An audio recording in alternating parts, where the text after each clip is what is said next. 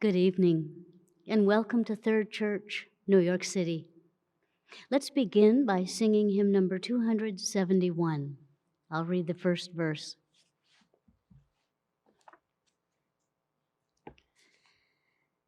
Our God shall reign where'er the sun does his successive journeys run. His kingdoms stretch from shore to shore, till moons shall wax and wane no more. Hymn number 271.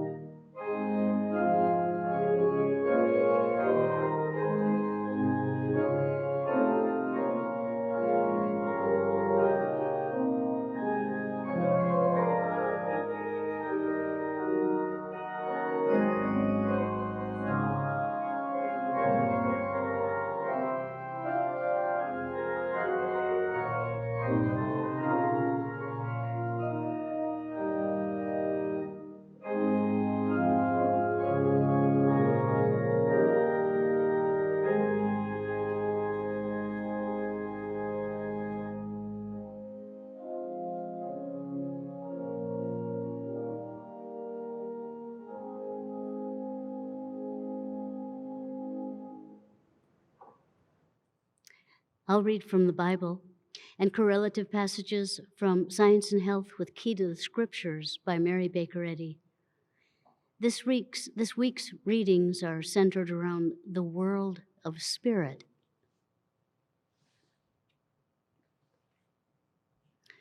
The Holy Bible, King James Version. 1 Corinthians. Know ye not that ye are the temple of God, and that the Spirit of God dwelleth in you?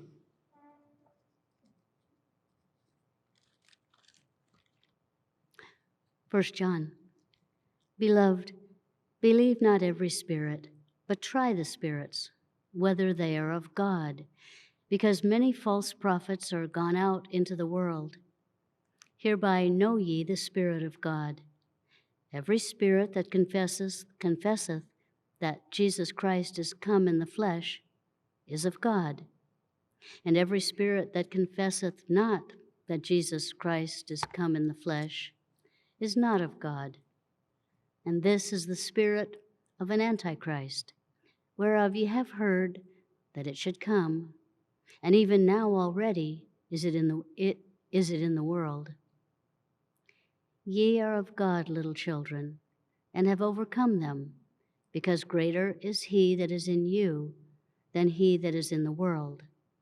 They are of the world, therefore they speak of the world, and the world heareth them. We are of God. He that knoweth God heareth us. He that is not of God heareth not us. Hereby know we the spirit of truth and the spirit of error. Beloved, let us love one another, for love is of God, and every one that loveth is born of God, and knoweth God. Herein is love, not that we loved God, but that he loved us, and sent his Son. Beloved, if God so loved us, we ought to love one another. Matthew. The same day went Jesus out of the house and sat by the seaside, and great multitudes were gathered together unto him, so that he went into a ship and sat, and the whole multitude stood on the shore. And he spake many things unto them in parables, saying, Behold, a sower went forth to sow.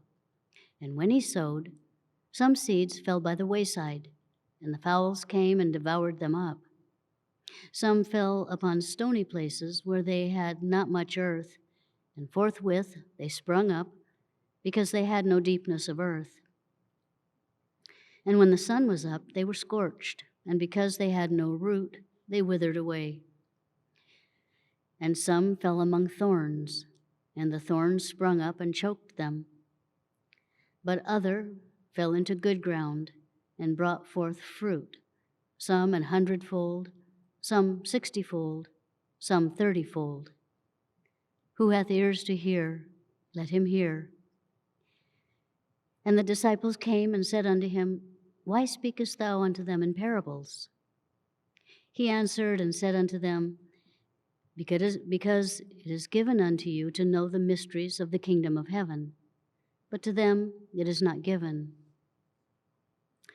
For this people's heart is waxed gross, and their ears are dull of hearing, and their eyes they have closed, lest at any time they should see with their eyes, and hear with their ears, and should understand with their heart, and should be converted, and I should heal them. But blessed are your eyes, for they see, and your ears, for they hear. For verily I say unto you that many prophets and righteous men have desired to see those things which ye see, and have not seen them, and to hear those things which ye hear, and have not heard them. Hear ye therefore the parable of the sower. When anyone heareth the word of the kingdom, and understandeth it not, then cometh the wicked one, and catcheth away that which was sown in his heart. This is he which received seed by the wayside. But he that received the seed into stony places, the same is he that heareth the word, and anon with joy receiveth it. Yet he hath not root in himself, but endureth for a while. For when tribulation and persecution ariseth because of the word, by and by he is offended. He also that received seed among the thorns is he that heareth the word, and the care of this world and the deceitfulness of riches choke the word, and he becometh unfruitful. But he that receiveth seed into the good ground is he that heareth the word, and understandeth it, which also beareth fruit, and bringeth forth some 100-fold, some 60, some 30. Another parable spake he unto them. The kingdom of heaven is like unto leaven, which a woman took and hid in 3 measures of meal, till the whole was leavened. All these things spake Jesus unto the multitude in parables, and without a parable spake he not unto them, that it might be fulfilled which was spoken by the prophet, saying, I will open my mouth in parables. I will utter things which have been kept secret from the foundation of the world. Galatians, walk in the Spirit, and ye shall not fulfill the lust of the flesh. The fruit of the Spirit is love, joy, peace, long-suffering, gentleness, goodness, faith, meekness, temperance. Against such there is no law. And they that are Christ's have crucified the flesh with the affections and lusts. If we live in the Spirit, let us also walk in the Spirit. 1 Corinthians. We speak wisdom among them that are perfect, yet not the wisdom of this world, nor of the princes of this world that come to naught. But we speak the wisdom of God in a mystery, even the hidden wisdom, which God ordained before the world unto our glory, which none of the princes of this world knew, for had they known it, they would not have crucified the Lord of glory. But as it is written, eye hath not seen, nor ear heard, neither have entered into the heart of man the things which God hath prepared for them that love him. But God hath revealed them unto us by his Spirit. For the Spirit searcheth all things, yea, the deep things of God. For what man knoweth the things of a man, save the Spirit of man which is in him? Even so the things of God knoweth no man, but the Spirit of God. Now we have received not the spirit of the world, but the Spirit which is of God, that we might know the things that are freely given to us of God. Which things also we speak, not in the words which man's wisdom teacheth, but which the Holy Ghost teacheth, comparing spiritual things with spiritual. But the natural man receiveth not the things of the Spirit of God, for they are foolishness unto him. Neither can he know them, because they are spiritually discerned. But he that is spiritual judgeth all things, yet he himself is judged of no man. For who hath known the mind of the Lord, that he may instruct him?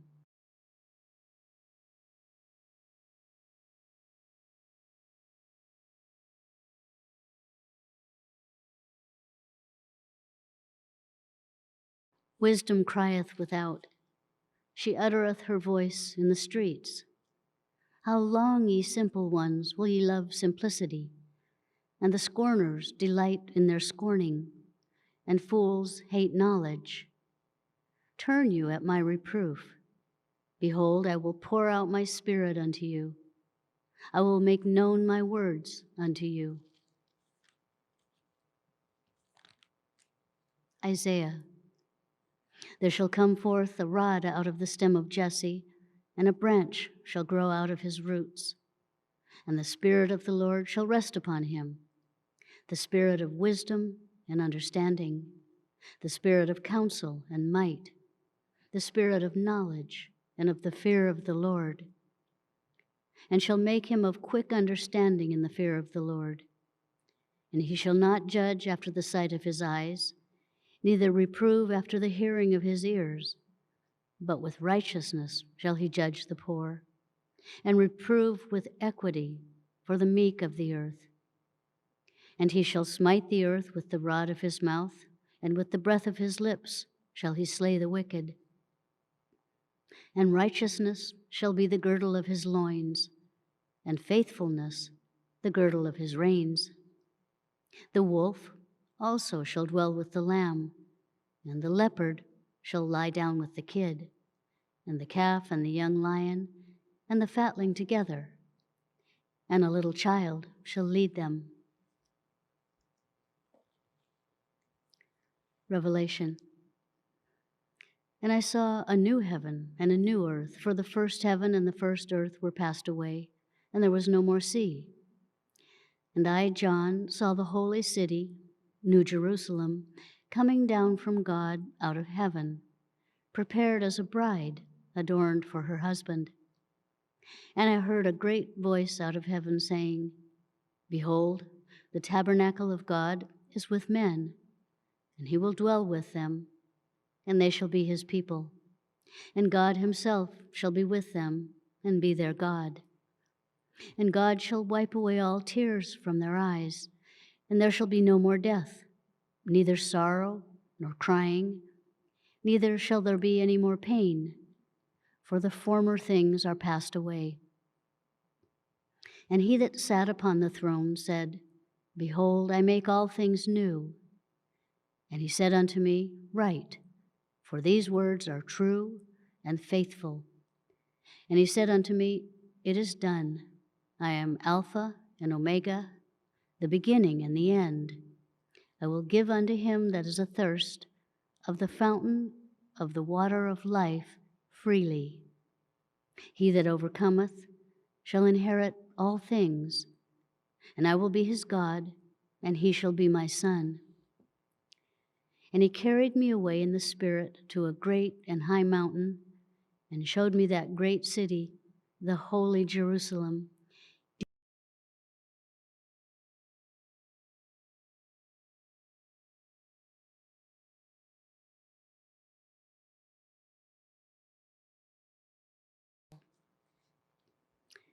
and the city had no need of the sun, neither of the moon to shine in it, for the glory of God did lighten it, and the Lamb is the light thereof. And the nations of them which are saved shall walk in the light of it, and the kings of the earth do bring their glory and honor unto it. And the gates of it shall not be shut at all by day, for there shall be no night there. And they shall bring the glory and honor of the nations into it, and there shall in no wise enter into it anything that defileth, neither whatsoever worketh abomination or maketh a lie, but they which are written in the Lamb's book of life. John, when the Comforter is come, whom I will send unto you from the Father, even the Spirit of truth, which proceedeth from the Father, he shall testify of me. And ye also shall bear witness, because ye have been with me from the beginning.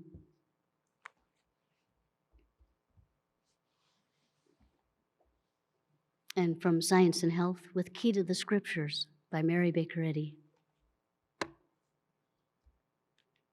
In the year 1866, I discovered the Christ science, or divine laws of life, truth, and love, and named my discovery Christian Science. God had been graciously preparing me during many years for the reception of this final revelation of the absolute divine principle of scientific mental healing. In the author's work, Retrospection and Introspection, may be found a biographical sketch narrating experiences which led her, in the year 1866, to the discovery of the system that she denominated Christian Science. As early as 1862, she began to write down and give to friends the results of her scriptural study, for the Bible was her sole teacher. But these compositions were crude, the first steps of a child in the newly discovered world of spirit. The nature of Christianity is peaceful and blessed, but in order to enter into the kingdom, the anchor of hope must be cast beyond the veil of matter into the Shekinah into which Jesus has passed before us. And this advance beyond matter must come through the joys and triumphs of the righteous, as well as through their sorrows and afflictions. Like our Master, we must depart from material sense into the spiritual sense of being. The spiritual sense of truth must be gained before truth can be understood. This sense is assimilated only as we are honest, unselfish, loving, and meek. In the soil of an honest and good heart, the seed must be sown, else it beareth not much fruit, for the swinish element in human nature uproots it. Jesus said, Ye do err, not knowing the Scriptures. The spiritual sense of the Scriptures brings out the scientific sense. and is the new tongue referred to in the last chapter of Mark's Gospel.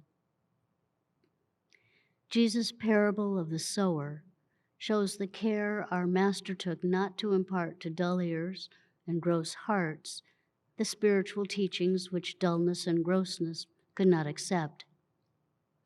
Reading the thoughts of the people, he said, "Give not that which is holy unto the dogs, neither cast ye your pearls before swine."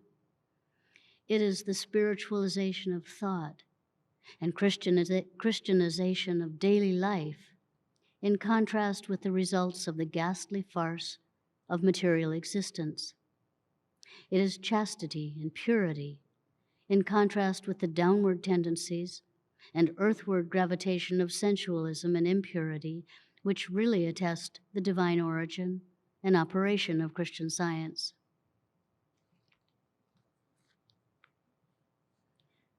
The term science, properly understood, refers only to the laws of God and to his government of the universe, inclusive of man.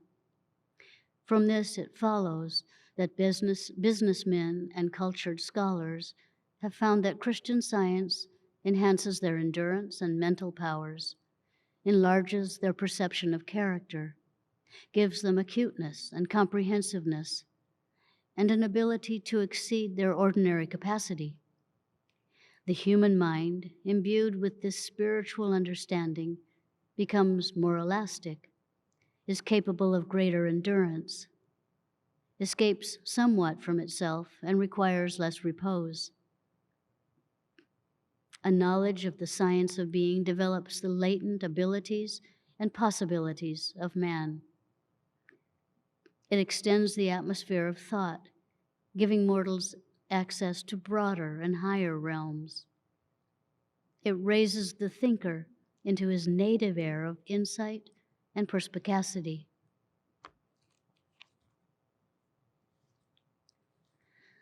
The way through which immortality and life are learned is not ecclesiastical, but Christian, not human, but divine, not physical, but metaphysical, not material, but scientifically spiritual.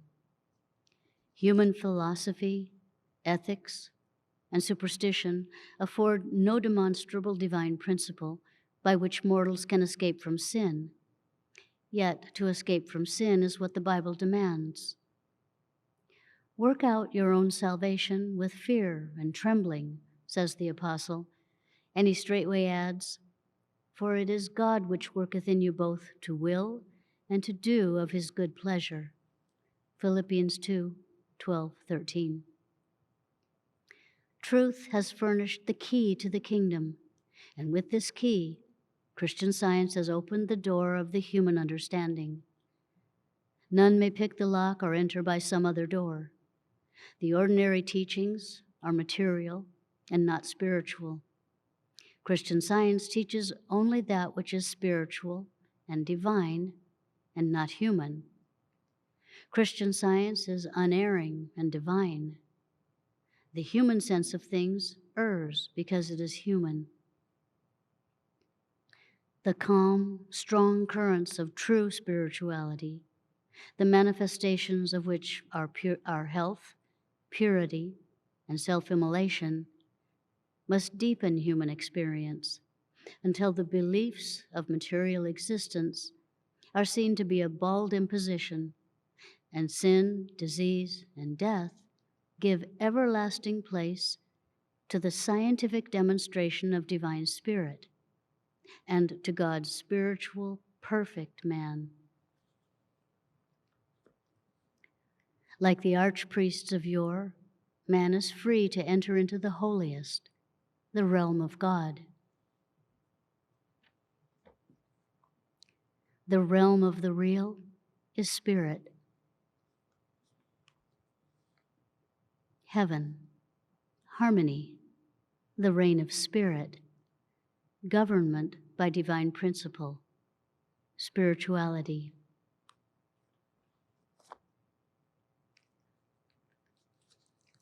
Jesus bade his disciples beware of the leaven of the Pharisees and the Sadducees, which he defined as human doctrines. His parable of the leaven which a woman took and hid in 3 measures of meal till the whole was leavened impels the inference that the spiritual leaven signifies the science of Christ and its spiritual interpretation, an inference far above the merely ecclesiastical and formal applications of the illustration. Did not this parable point a moral with a prophecy, foretelling the second appearing in the flesh of the Christ, truth, hidden in sacred secrecy from the visible world?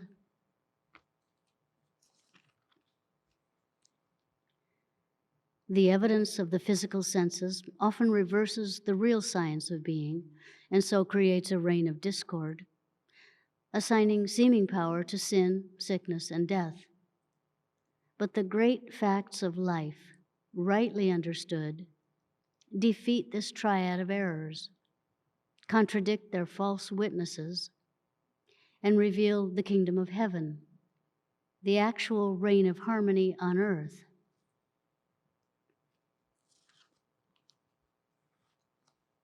The 3 great verities of spirit, omnipotence, omnipresence, omniscience, spirit possessing all power, filling all space, constituting all science, contradict forever the belief that matter can be actual. These eternal verities reveal primeval existence as the radiant reality of God's creation, in which all that He has made is pronounced by His wisdom good.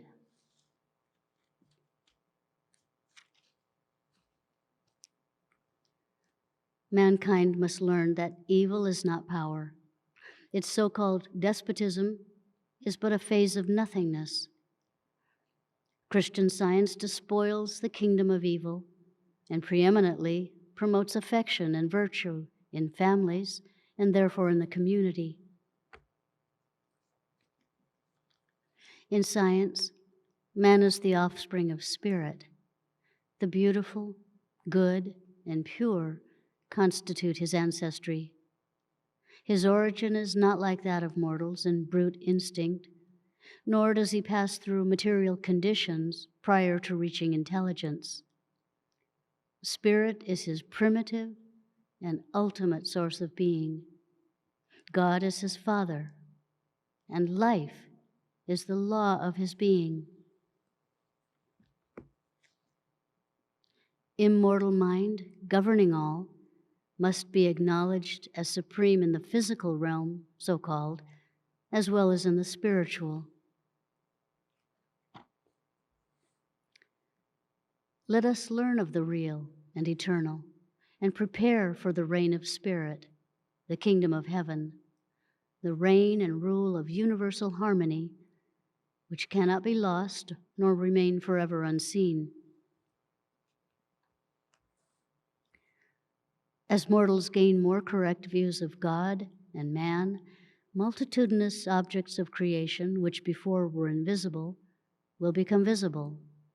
When we realize that life is spirit, never in nor of matter, this understanding will expand into self-completeness, finding all in God good and needing no other consciousness.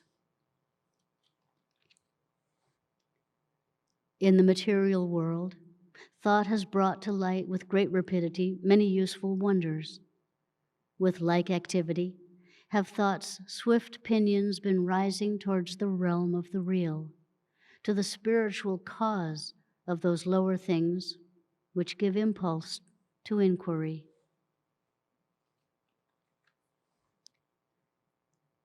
When the final physical and moral effects of Christian Science are fully apprehended, the conflict between truth and error, understanding and belief, science and material sense, foreshadowed by the prophets and inaugurated by Jesus, will cease, and spiritual harmony reign.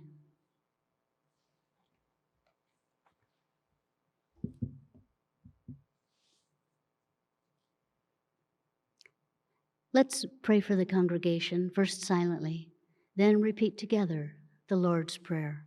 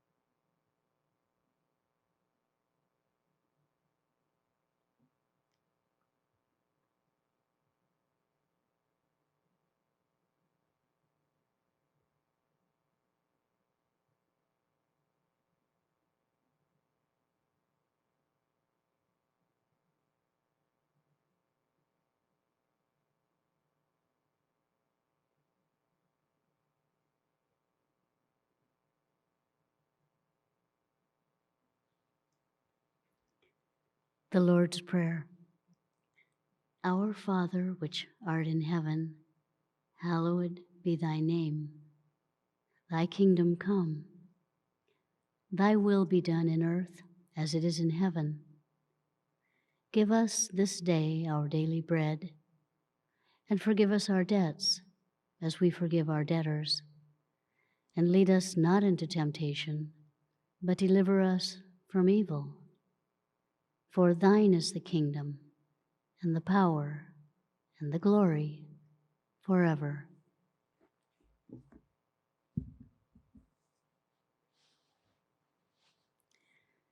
Let's sing hymn number 254.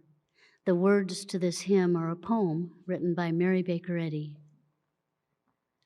The poem is titled, Christ, My Refuge. O'er waiting harp strings of the mind, there sweeps a strain, low, sad, and sweet, whose measures bind the power of pain, and wake a white-winged angel throng of thoughts, illumed by faith, and breathed in raptured song, with love perfumed. Then his unveiled, sweet mercies show life's burdens light. I kiss the cross and wake to know a world more bright. And o'er earth's troubled, angry sea, I see Christ walk and come to me and tenderly, divinely talk. Thus truth engrounds me on the rock, upon life's shore, 'gainst which the winds and waves can shock, oh, nevermore. From tired joy and grief afar, and nearer thee, Father, where thine own children are, I love to be. My prayer, some daily good to do to thine, for thee, an offering pure of love, whereto God leadeth me. Hymn number 254.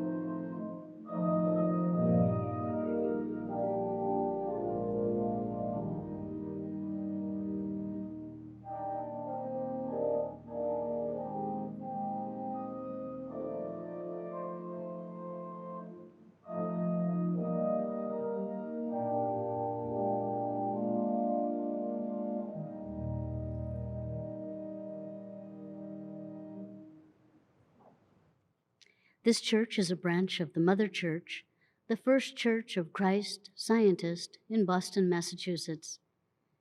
We hold Sunday services at 11 a.m. and Wednesday testimony meetings at 7:30 p.m. We also have services in Spanish, Sundays at 1 p.m. and Wednesdays at 5:30 p.m. Our services are now held online and in person, and all are welcome. Third Church offers Sunday school classes online and in person for children and teens. These free one-hour classes are held each Sunday. At Sunday school, students learn how much God loves them and cares for them. They also learn about the Bible characters and lessons and the healing power of truth. For more information on times and classes, please send us an email, thirdchurch@thirdchurchnyc.com. Third Church maintains a reading room on the first floor of this building. The reading room provides a quiet place for prayer and study, and all are welcome. Here you may purchase books and recordings on Christian Science. The reading room has the latest issues of the Christian Science Monitor, an award-winning international news weekly available to read or purchase. Reading room hours are Monday through Friday from 1 to 4 p.m. On Christmas Eve, the members of Third Church shared the lecture, The Science of Christmas, by Lawrence Doyle, astrophysicist. You can now listen to a replay of this talk on our website, thirdchurchnyc.com. Christian Science is practical and it heals. Our meeting is now open for all to share experiences of healing and spiritual insights that prove God's ever-presence and power in their lives. If you're listening by telephone and would like to share a testimony, press star, then 6, and our technician, Matthew, will be listening for you and will unmute your line. Also, please speak directly into the microphone of your phone. Don't use the speakerphone so we can hear you a little better. If you're watching by Zoom, feel free to unmute yourself and speak. I'm becoming increasingly grateful for the Bible and Science and Health and Mrs. Eddy's other writings that amplify the Christian Science point of view and interpretation of the Bible and God with the 7 synonyms. Years and years ago, life was a synonym I just never really went to in prayer or study. I'm finding this week's lesson both comforting, but also very challenging. And I periodically say that a lesson really draws a line in the sand. Well, to me, this lesson really draws a line in the sand. And we know from Sunday services and from our own work that there is no life, truth, intelligence, nor substance in matter. This week's lesson really brings that out in ways that are both provocative and helpful for healing. I've been looking at several of the Science and Health citations in their full context in the book itself. And that I have found to be very helpful. One of the continuations of the citation is never born, never dying. Man would ... never fall from his high. The understanding this man would never fall from his high estate, and that never born, never dying is an extremely challenging concept, which I get more or less on an intellectual level. It's been helpful to me to think of the never born part as, of course, we have birth certificates. We generally have family pictures of us growing up from babies to toddlers to children to adolescents, etc. But the way I've been thinking about it this week is that Just as when we meet a new friend or interview for a new job, we are presenting ourselves to those people for the first time.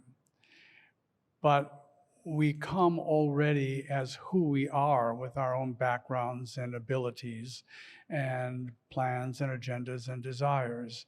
The person whom we're meeting, the prospective employer whom we're interviewing with, does not create us. We are being presented. And I thought, well, that helps me look at birth, the human birth, that the human birth doesn't actually create who we are, although the material senses, the mortal senses would say it is. But we are appearing the way Jesus appeared to Mary and Joseph, well, with one slight difference, of course. And I've been holding to that this week, that the human birth does not create or develop me. And I think you read from the Science and Health tonight from, I think, page 66, that man does not pass through material conditions prior to reaching intelligence. There's a whole long paragraph that's often in lessons. But never born, meaning we were never created by matter, by mortal mind, by material development, etc. We have always been who we are in God, without beginning, because God has no beginning, and without ending, because God has no ending. So these concepts are quite challenging, but I think that divine love will always lead us to a way that each one of us, can individually understand in his own way. Thank you for the readings.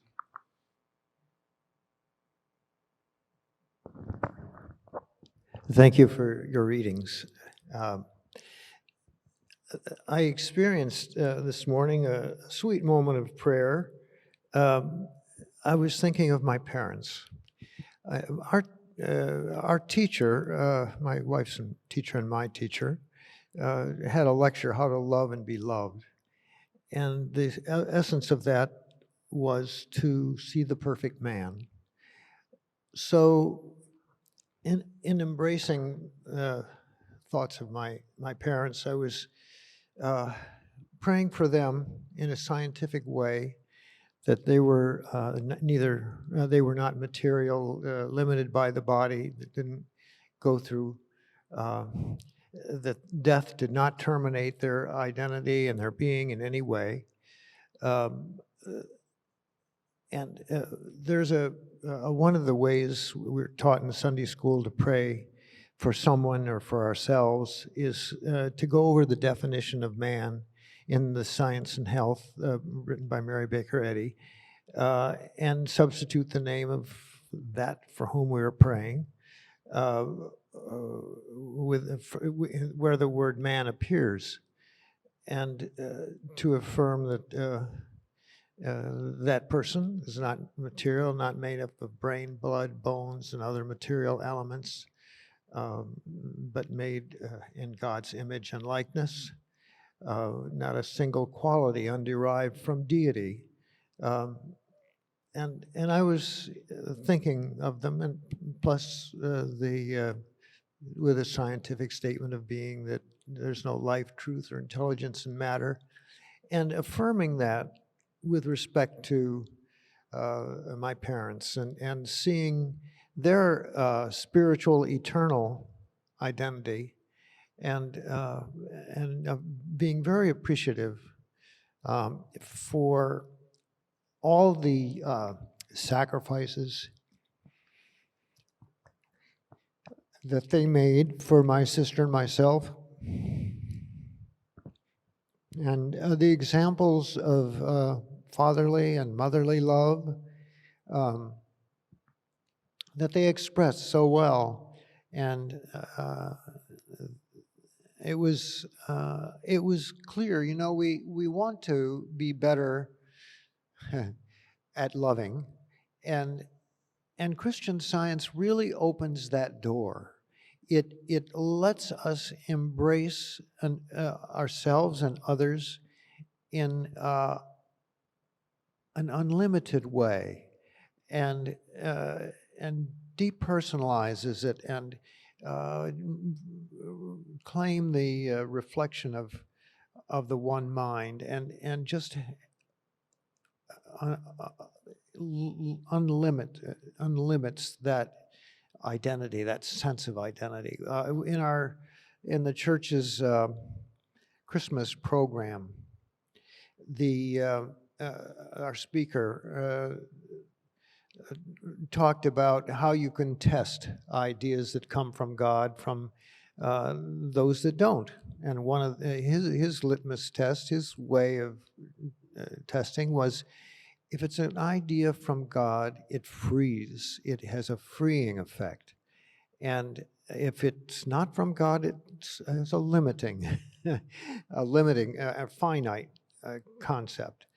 And so to hold on to thoughts, to learn those thoughts, to find them in the scriptures and to find them in the writings of Mary Baker Eddy and other inspired writers, is to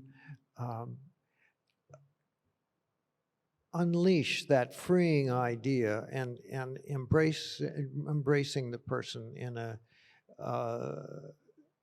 very supportive, loving, non-condemning way. And I'm very, very grateful for these ideas and concepts and illuminations.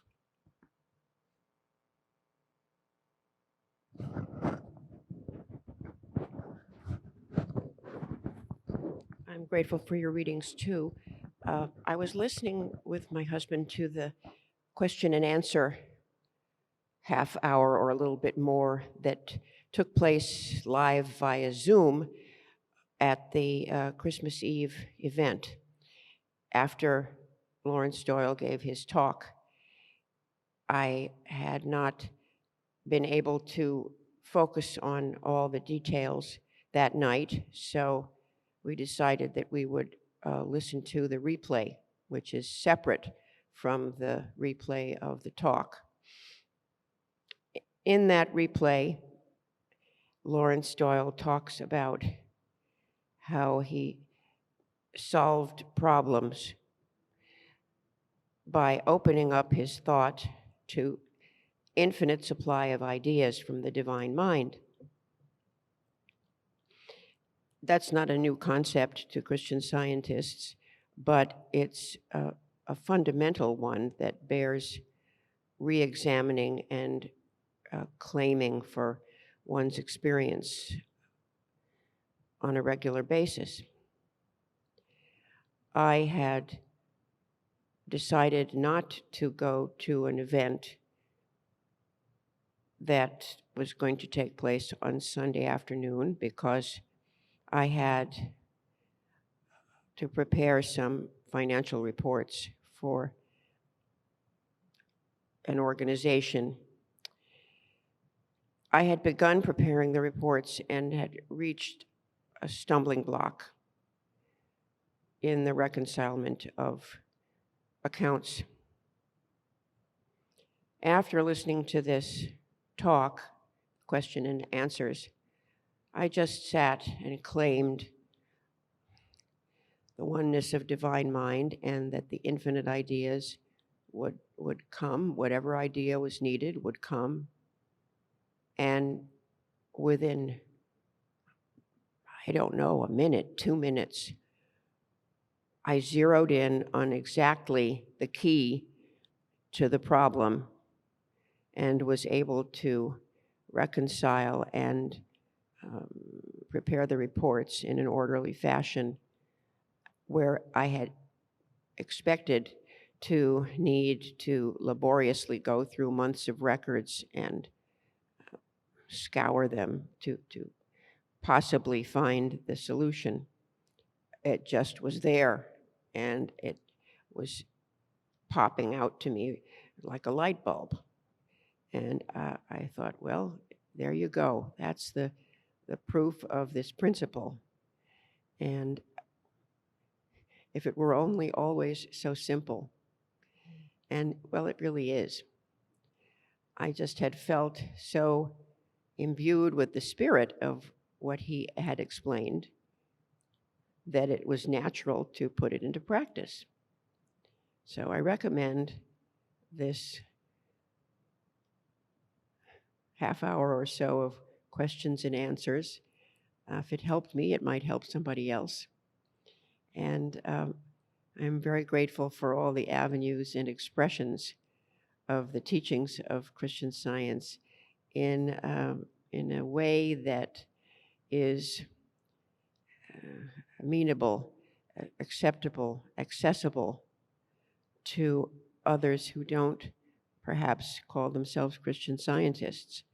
I had told some friends about the talk and given them the website address, and they enjoyed it very much after Christmas Eve and sent the link to others that they thought would also be receptive to these ideas. So these ideas are like the pebble in the stream, that ever-widening circles are appearing, and we can be confident that the spiritual ideas expressed widen their circles and reach in areas both minute and vast and universal.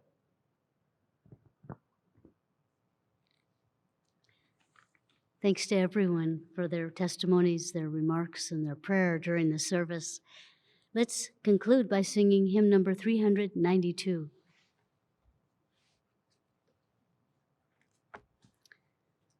With love and peace and joy supreme, we hail the new appearing. From out the darkness and the dream, the haven of rest is nearing. Hymn number 392.